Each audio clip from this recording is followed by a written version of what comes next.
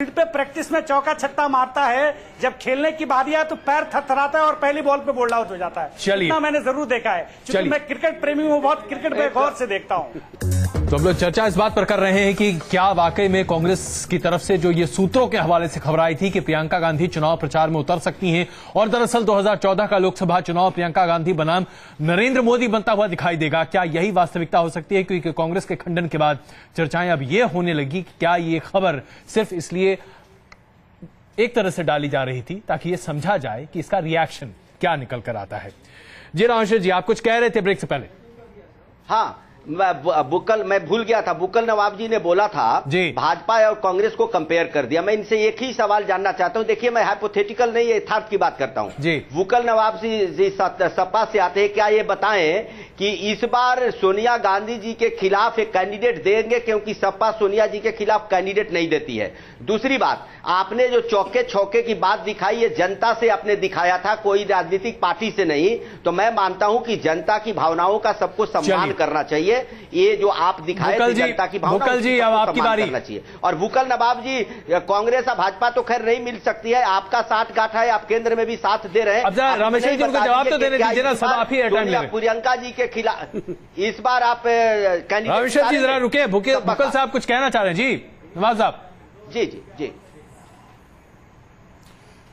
हाँ, देखिए, जिस तरीके से कह रहे हैं प्रियंका जी को कह रहे हैं, और जिस तरीके हमको कह रहे हैं कि वहां गोबर हमको कैंडिडेट देना चाहते हैं, नहीं देना चाहते हैं, ये तो हमें राष्ट्रीय अध्यक्ष जो है वो तय करेंगे।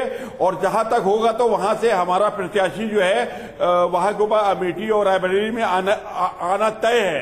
इस बात को मान नहीं, प्रत्याशी अपने आप में आना तय होना काफी नहीं होता है, मजबूत प्रत्याशी की बात होती है। सवाल किया, अभी तक आपने लड़ाया नहीं है साहब। अब ये समय बदल चुका है। आपने लड़ाया नहीं है अभी तक जी, अभी तक नहीं देते हैं रायबरेली से कैंडिडेट, ये मैं पूछना चाह रहा हूं। नहीं,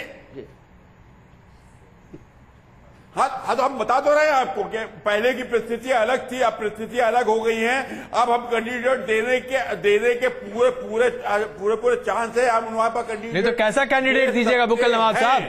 एक ऐसा कैंडिडेट जो हार जाए। रायबरेली का अभी तक नहीं किया, ऐसा कैंडिडेट सारे जगह का घोषणा कर दिया बुक्कल साहब ने। आपको पता है ना, अंदर जो है जिस तरीके से इनका थोपड़ा पूरा साफ हो गया है, चलिए विधानसभा में पूरा थोपड़ा साफ हो गया है, हमने कर दिया है, तो लोकसभा में भी किसी कीमत जीत नहीं सकते। और प्रियंका गांधी को आगे लाने का मतलब क्या है? प्रियंका गांधी को आगे लाने का मतलब सिर्फ एक ही हो सकता है कि राहुल गांधी खुद इस बात को महसूस कर रहे हैं कि मैं जो हूं यहाँ के ऊपर जो है प्रधानमंत्री बनने वाला नहीं, मेरी सरकार आने वाली नहीं है। और एक हम चौरसिया जी से एक सवाल करना चाहते हैं। चौरसिया जी भाजपा के हैं, उन सब सवाल ये करना चाहते हैं कि आज की तारीख तक के कभी भी नरेंद्र मोदी जी ने ये बात नहीं कही है कि हम भारतीय जनता पार्टी की सरकार बनने वाली है हिंदुस्तान के अंदर। जब कहा है तब यही एक ही बात कही है कि अगर भारतवर्ष में सरकार बनेगी तो एनडीए की सरकार बनेगी। एनडीए चलिए, उनका तो बुक्कल नवाब साहब उनका गठबंधन है, चुनाव पूर्व गठबंधन है, तो एनडीए की ही सरकार बनेगी, जाहिर सी बात है। और उर्वलेश जी, अगर मैं यहाँ आपको शामिल करूं, जिस तरीके से ये जो लगातार बातें हो रही हैं, खास करके जो प्रियंका गांधी को सामने लाने के साथ ही उनका एक स्टाइल क्वेश्चन सामने आ जाता है, जो सवाल मैंने रामकृपाल जी से भी पूछा था, एक परसेप्शन बन जाता है। क्या आज परसेप्शन की इस लड़ाई में नरेंद्र मोदी को कड़ी चुनौती प्रियंका गांधी दे सकती हैं, या राहुल गांधी अब दरअसल उसमें रसीड होते पीछे हटते हुए दिखाई दे रहे हैं? देखिए, इसके पहले कि मैं आपकी इस बात का जवाब दूं, एक चीज जरूर कहना चाहूंगा कि ये बात सही है कि इंडिविजुअल्स का, एक व्यक्ति का चुनावी राजनीति जो भारत की है उसमें महत्व होता है। लटके झटकों का, तौर तरीकों का, करिश्मा एक रोल अदा करते हैं। लेकिन भारत की राजनीति पिछले कुछ वर्षों से इस मुकाम पर पहुंच चुकी है कि अब सिर्फ लटके झटकों से, सिर्फ कुछ करिश्माई अंदाज से बात नहीं बनती। अगर ऐसा होता तो लालू प्रसाद यादव बिहार में एक बहुत करिश्माई नेता थे, खासकर अपने सामाजिक आधार में, लेकिन पिछले चुनाव में उन्हें मात्र 4 सीटें मिली। उत्तर प्रदेश में पूरा नेहरू गांधी परिवार बहुत करिश्माई माना जाता रहा है, लेकिन पिछले विधानसभा चुनाव में आपने देखा, लोकसभा चुनाव में भी देखा, ठीक ठाक सीटें मिली, लेकिन उसकी वजह कुछ और थी।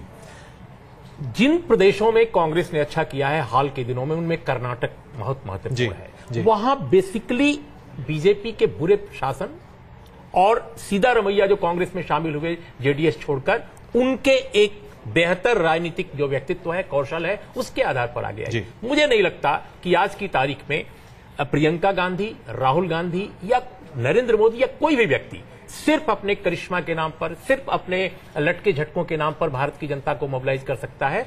एक लेवल तक वो करेंगे, लेकिन संपूर्ण नहीं। जैसे उदाहरण के तौर पे आप हमें बताइए कि उत्तर प्रदेश के दलितों में जिस तरह श्रीमती इंदिरा गांधी का एक जमाने में करिश्मा था, क्या मायावती जी के सामने वो करिश्मा सुश्री प्रियंका गांधी दिखा पाएंगी? क्या जिस तरह से और जो इलाके हैं जहां दलितों, पिछड़ों या अपर कास्ट कोई भी, उनके अपने अपने सेक्टर्स हैं, अपने अपने क्षेत्र हैं, वहां पे प्रियंका गांधी सबके बीच वो चीज नहीं पैदा कर सकती जो श्रीमती इंदिरा गांधी के जमाने में वो पैदा करती। उसके बाद तो कांग्रेस के तमाम नेताओं के लिए बड़ा मुश्किल हो जाएगा सफाई देना कि आखिरकार गांधी परिवार किस तरीके से काम करता है। मैं बता रहा हूं, गंगा जमुना में बहुत पानी बह चुका है, तब से देश की राजनीति एजेंडे की तरफ जा रही है। लोग महंगाई से परेशान हैं, उनको जवाब चाहिए ठोस आर्थिक मुद्दों का। और इसीलिए मैं कहता हूं कि बीजेपी खुशफहमी में जरूर है और ये खुशफहमी उसकी चुनाव तक बनी रहे। नरेंद्र मोदी न इसमें कोई मुझे दो राय नहीं है कि एक बड़े नेता के रूप में उभरे हैं, लेकिन नरेंद्र मोदी को साउथ इंडिया को एड्रेस करना है जहां उनकी पार्टी और उनका कोई नामलेवा लगभग नहीं है। तो ऐसा करते हैं अक्षय, जरा सवाल दो चार ले लेते हैं कि आखिरकार लोगों के लिए प्रियंका का करिश्मा कितना काम करता हुआ दिखता है। हम आपसे जानना चाहेंगे कि आपको क्या लगता है प्रियंका का करिश्मा इतना काम करेगा? मैं ये कहना चाहता हूँ कि प्रियंका गांधी को इसलिए इंट्रोड्यूस किया गया है कि फेमिनिस्ट वोट्स जो है वो अट्रैक्ट करती है, जबकि बीजेपी के पास ऐसा कोई फीमेल कैंडिडेट नहीं है जो इस मैग्नीट्यूड का है जो सोनिया गांधी और प्रियंका गांधी है। बिल्कुल, बहुत महत्वपूर्ण। आगे चले जी।